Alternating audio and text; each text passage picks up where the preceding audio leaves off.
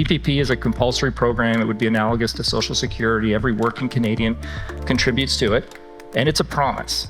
It's a promise that when that money comes off your paycheck every couple of weeks, when you retire, there will be something that will allow you to live in dignity when you retire.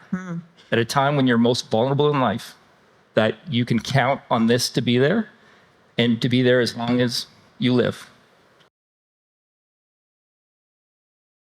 We at the organization internally, we really do try to drive everything we do towards the purpose of the organization, knowing that it is probably the most unifying aspect of the organization, and externally going back to who is the ultimate client customer. It's the 22 million working and retired Canadians, and ensuring that we keep communicating our dedication to the purpose. People need to know how their money is invested. We've gone as far as doing public service announcements in Canada. And people do ask questions, this is a compulsory program. Why are you doing public service announcements through social media or through other forms of media? I love that. And say it's because we need people, we're just trying to push them to the website. And this is going to be a pretty important part of people's financial security and retirement. And people need to become informed. And it's really trying to drive financial literacy. So not only are we really disclosing, we disclose every position in the portfolio, despite the fact that that generates criticism for us. And then we actually proactively try to engage with stakeholders, both at the government level, but with the Canadians, and to drive traffic in through our website where we're providing that transparency. I do believe that most investors, whether they admit it or not, incorporate ESG into investment decisions. And take governance, the G. Say, don't invest in a company that doesn't have a board of directors. Yes. On the S, don't invest in a company that uses child labor. On the E, don't invest in a company that dumps toxic waste into rivers.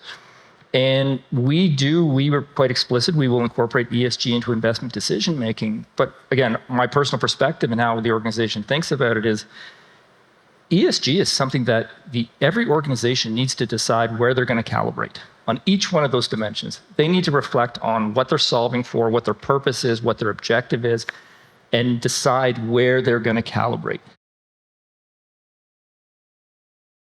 We are a big investor in the energy transition and renewables. We're also a really big investor in oil and gas. Yes. And continue to invest in oil and gas and continue to believe it's important to support the conventional energy sector to transition. We all know in this business that things go bump in the night. We all know that there's times when things aren't going to work out. And we know that in a portfolio, there'll be some things that are working really well and some things that aren't.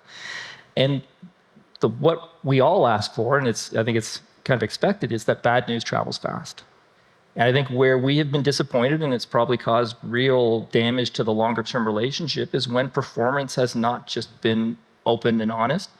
And when things go bump in the night, that we don't hear about it. Especially if we have a co-investment or some type of increased financial position in the investment. And I think that is where the team gets very frustrated, and that has probably been one of the causes where we've moved on from certain relationships where we just feel there's not enough transparency, is when things go bad, which they periodically do. I actually do believe that within Canada, CPP would be viewed as probably one of the most trusted brands in the country. That's true. I think it's viewed as an organization that has essentially kind of, to date, met kind of the promise that's been made to people. Yeah. And I think there's two things that are very emotional for people. Well, there's more than two, but there's healthcare and pensions are very emotional. And I think anytime public policy drifts into healthcare or drifts into pensions, it gets emotional very, very quickly. Yeah. And for CPP to have we're celebrating our 25th year anniversary this year. We're only 25 years old.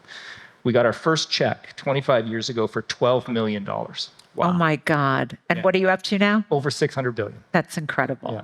Wow. And of that 600 billion, over 400 of it is investment income that's compounded. And exactly what Chris mentioned, just that it's a promise to people, and everything we do is to meet that promise.